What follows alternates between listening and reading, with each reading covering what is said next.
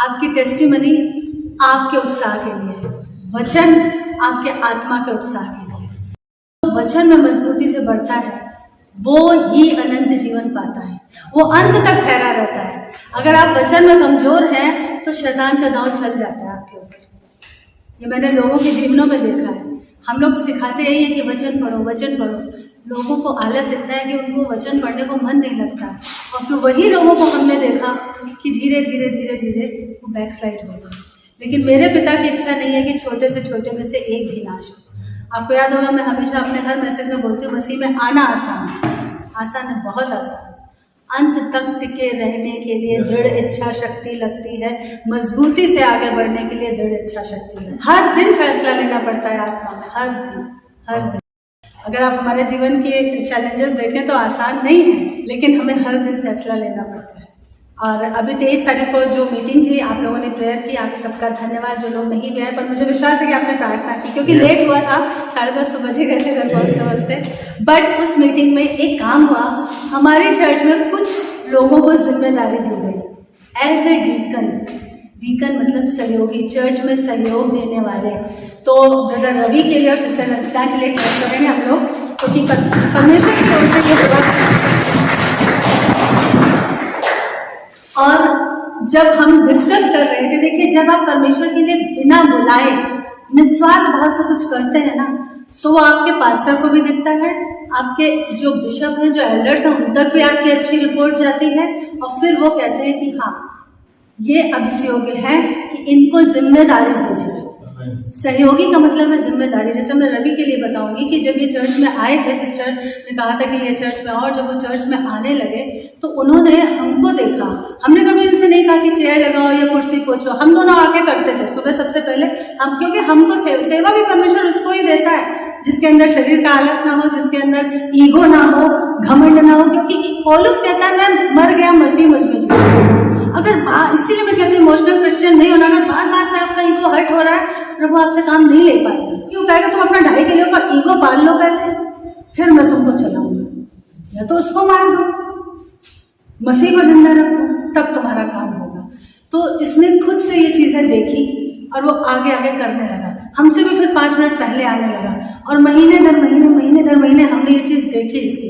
तो उन्होंने पूछा कि कौन है चर्च में जो वफादारी से चल रहा है। मतलब वचन में तो चल रहे हैं बहुत से लोग, लेकिन चर्च के प्रति कौन वफादार है। तो मैंने बताया, मैंने कहा एक सिस्टर है, वो भी है, लेकिन अभी उनको थोड़ा करना बाकी, उन्हें कुछ कठिन फैसले लेने। तो उन्होंने कहा ठीक है, ऐसा करते उनको जिम्मेदारी दे देते हैं, तो वो सिस्टर भी कठिन फैसले लेने लगेंगे। और उन दोनों को एज ए डीकन ऑर्डेन किया गया है। प्रभु का धन्यवाद हो इन सारी बातों के लिए। और जब एक जिम्मेदारी आती है तो जिम्मेदारी फिर अपने साथ जवाबदारी भी लाती है। तो जैसे अभी तक चल रहे थे, अब उससे और ज्यादा अपने आप को मसीह के लिए। हम कोई काम किसी इंसान के लिए नहीं करते। जैसे फॉर एग्जाम्पल बिशप ने हमसे बोला आपको वहां 5:30 बजे पहुंच जाना है, वो आए 6 बजे, 6:15, 6:10 तक आए, लेकिन उन्होंने हमसे बोला आपको 5:30 पहुंच जाना है। मतलब पहुंच जाना है। आंटी पूछे थे आपको कुछ काम, मैंने कहा काम नहीं, ऑर्डर आया, बिशप से ऑर्डर आया, we have to follow the order. अगर आप मनुष्य का ऑर्डर फॉलो नहीं कर सकते जो आपके अगुवे हैं, तो आप परमेश्वर का कैसे करोगे। यहाँ से शुरू होती है चीजें, छोटे से लेवल से, 0 से इकाई, दहाई, सैकड़ा, 1000, 10,000, लाख, 10 लाख ऐसे होते हैं। तो वो आगे बढ़ता परमेश्वर भी देखता है और आपके अगुवे भी देखते हैं। तो सिर्फ इसलिए कि हमें पहुंच जाना, हम पहुंच गए। घर पे मम्मी थी, कोई मिल नहीं रहा था उनको रखने के लिए, लेकिन वचन में लिखा है अपना हाथ हल पर रख के जो पीछे देखता हूँ मेरे योग्य नहीं है। माता पिता भाई बहन सब जिम्मेदारी ठीक है, पहले यीशु। और ये चीज आपके घर वालों को भी धीरे धीरे समझनी पड़ती है। मम्मी को ये चीज इतने सालों में समझ में आ चुकी कि मेरे बच्चों की कॉलिंग यीशु के लिए पहले है।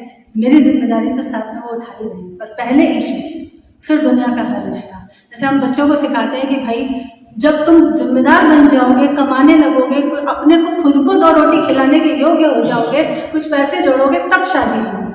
जब बच्चे बड़े होने लगते हैं उनको यही सिखाते हैं ना, सीधी सी बात है।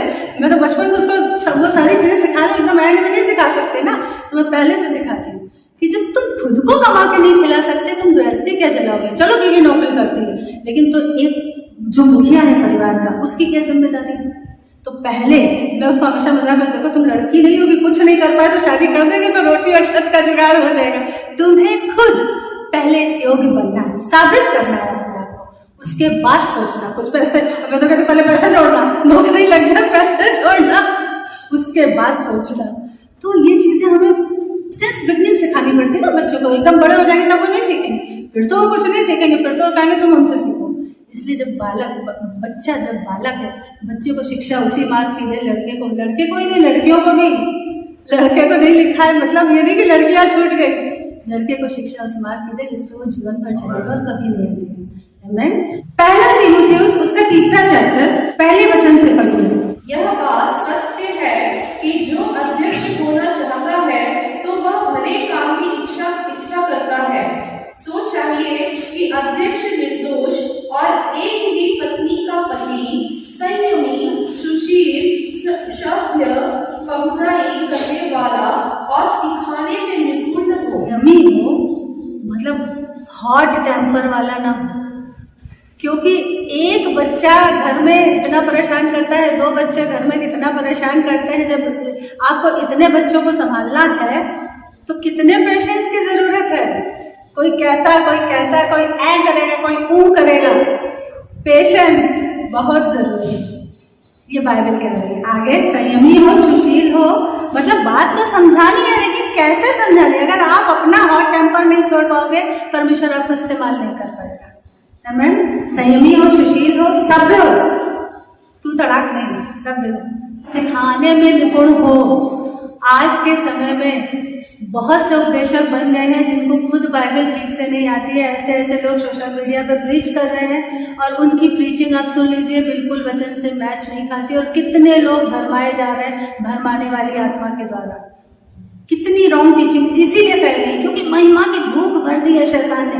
वो सीखना नहीं मांगते, सालों साल ट्रेनिंग नहीं मांगते, लेकिन वो बस पद और ओहदा मांगते हैं। वहां पे कुछ नहीं हो सकता। आप कर तो लोगे पर वो काम सफल नहीं होगा, वो क्योंकि वो प्रभु की ओर से नहीं होगा। आगे 3rd वर्स। एकड़ या मारपीट करने वाला न हो, वरन कोमल हो और न झगड़ालू और न लोभी। धन का लोभी ना हो। धन साफ साफ लिखा है, ना धन का लोभी हो, क्योंकि हम मालिक नहीं है, हम भंडारी हैं। हमारे ऊपर विषय जेरी है, हमें लेखा रखना पड़ता है, एक एक चीज का अकाउंट रखना पड़ता है। सेल भी अगर खरीद के लाते हैं उसका भी अकाउंट लिखते हैं, जेरॉक्स करवाते हैं उसका भी अकाउंट लिखते हैं। आपको कुछ अपॉइंटमेंट मिलती है तब आपकी जिम्मेदारी बढ़ जाती है, क्योंकि फिर लोगों की नजरें आप पे होती हैं। आपको और ज्यादा हम्बल बनना, आपको और ज्यादा पंक्चुअल बनना, और ज्यादा बी इन टाइम। बाइबल हमेशा लेके आना है। कोई भी प्रेयर मीटिंग हो, छोटी से छोटी, कभी आप ऐसे नहीं करना कि आपको देख के किसी दूसरे को ठोकर लगे। आमीन। आप ऐसे नहीं करना और हम्बल बनना। अपने घर का अच्छा प्रबंध करना हो और लड़के वालों को सारी गंभीरता से अधीन रखता हो। कोई अपने घर ही का प्रबंध करना न जानता हो तो परमेश्वर की कलीसिया की रखवाली क्यों कर करेगा। यह भी नया चेला न हो, ऐसा न हो कि अभिमान करके शैतान का सा दर्द। आज यही हो रहा है। लोग बाइबल कॉलेज तो जाते हैं, चलो वो तो छोड़ ही दो, सीखते भी नहीं। नए चेले आज परमेश्वर का काम बहुत बिगाड़ रहे हैं। हमारे बारे में जाने कितने पहले भविष्यवाणियां हो रही थी। नहीं तुम्हें तो शेपर्डशिप की कॉलिंग है, नहीं तुम्हें तो पास्टरशिप की कॉलिंग है, और हम बिल्कुल घमंड में नहीं आते थे, बिल्कुल फूल के गोलगप्पा नहीं होते थे कि वाह भविष्यवाणी हो रही, अब तो यह हो ही जाए। हम शांति से ठहर के वो छोटे से छोटा काम करते जा रहे थे जो प्रभु हमें देता जा रहा था। अपने ठहराए हुए समय में 16-17 साल गाँव घर, कभी कोई किसी खेड़े गांव में बुलाता था, कभी कोई कहीं बुला। हमारे पास्टर कितने गांव का हमारे पास्टर हमको देते थे, जब वो बिजी होते थे उस मीटिंग में नहीं जा पाते थे, बोलते थे जाओ वहां जाओ, ये टॉपिक है, वहां पे ऐसे ऐसे करके आओ, वहां पे ये करके आओ। तो वहां पे हम किस इश्यू के साथ साथ हम अपनी चर्च को रिप्रेजेंट कर रहे थे। पास्टर के प्रति वफादार रहना, ये नहीं कि भैया पास्टर ने भेजा अब तो हम पास्टर से ऊपर हमको देखो ज्यादा था, पास्टर हमें भेजने लगे। पास्टर भी जब देख लेता है, विश्वास योग्यता परख लेता तभी भेजता है। वफादारी जब वो आपकी टेस्ट कर लेता है, पास्टर हमें क्यों भेजने लगे थे, क्योंकि उनको पता था ये जाएंगे, सही से टीचिंग देंगे और गुड रिपोर्ट लेकर आएंगे, हमारे अधीनता में आएंगे, वापस बताएंगे, कौवे की तरह उड़ के चले नहीं जाएंगे, कबूतरी की तरह वापस आएंगे। तो वहां पर हम हमेशा परखे गए, खरे पाए गए परमेश्वर और मनुष्य दोनों की नजरों में। वो सालों साल सिखाता रहा, सिखाता रहा, सिखाता रहा, सिखाता रहा। उस बीच में मिरेकल भी हुए, लोगों के घर में बच्चे भी पैदा हुए, लोगों के जीवनों में उद्धार भी हुए, सब कुछ हुआ, लेकिन कहीं भी पवित्र आत्मा ने हमारे मनों को फूलने नहीं दिया। पास्टर की अधीनता में हमने कहीं इनकार नहीं किया। परमेश्वर उन चीजों को एक सही समय पे परख के फल देता है। आमीन। जब समय आजकल क्या है, नया चेला है, शैतान उसको बहुत जल्दी पकड़ लेता है क्योंकि वो घमंड में, और घमंड शैतान का सबसे पहला गुण है, सबसे पहला। आगे बढ़िए। बाहर वालों में भी उसका सुनाम हो, ऐसा न हो कि निंदित होकर शैतान के फंदे में फंस जाए। जब आप अच्छे से किसी काम को अंजाम देते हो, हफ्ते दर हफ्ते, साल दर साल, महीने दर महीने, मैंने अभी क्या कहा, रोहित और मनीषा का जो एग्जाम्पल दिया, भले ही आपके बिशप भूल जाए, आपके पास्टर भूल जाए, यीशु नहीं भूलेगा। एक निश्चित समय में वो सूद समेत देगा उसका प्रतिफल, सूद समेत। आज की तारीख में वो तार लपेटने वाले, वो इलेक्ट्रिक सिस्टम लगाने वाले, वो वायर लगाने वाले, वो सेल खरीद के लाने वाले, यीशु ने ठहराए हुए समय में जस्ट बिशप जेरी के बाद उनके दामाद और बेटी को अभी नहीं अपॉइंट किया गया है, लेकिन उन दोनों को बिशप जेरी के जस्ट बाद वो पद दे दिया गया सब पास्टर्स कॉन्फ्रेंस में 2019 में। तो ये किसकी ओर से हुआ? इंसान की ओर से नहीं, यीशु की ओर से, क्योंकि साल दर साल पक्के गए और वफादार निकले। आमीन।